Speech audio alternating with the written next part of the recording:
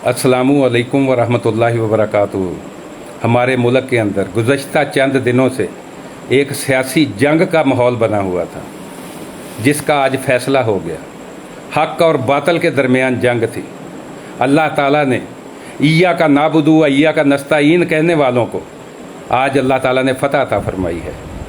तो मेरी तरफ से जिन जज साहबान ने इन डाकुओं लटेरों से ना डरते हुए हक़ का फ़ैसला सुनाया है, उनको मेरी तरफ से दिल की अथाह गहराइयों से सलाम।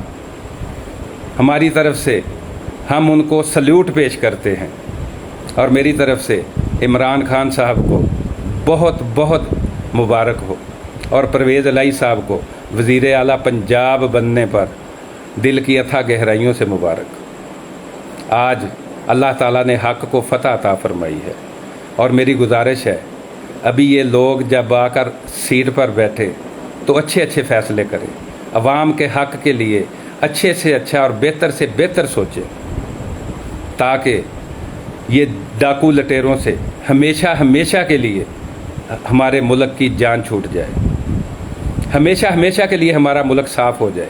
ऐसी पॉलिसियाँ बनाएं कि इन चोरों लटेरों को कड़ी से कड़ी सज़ा दें, अदल का निज़ाम लेकर आएँ, इंसाफ और अदल कायम करें। मुल्क जो है कुफर के साथ तो चल सकता है, लेकिन अदल के बगैर नहीं चल सकता है।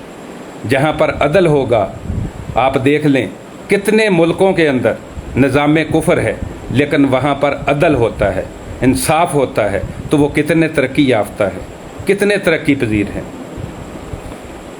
लेकिन हमारे यहाँ लोग नमाज भी पढ़ते हैं, हज भी करते हैं,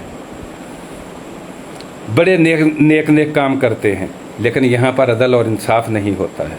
तो जहाँ पर अदल और इंसाफ नहीं होता है, वहाँ पर कभी भी सुकून नहीं हो सकता है।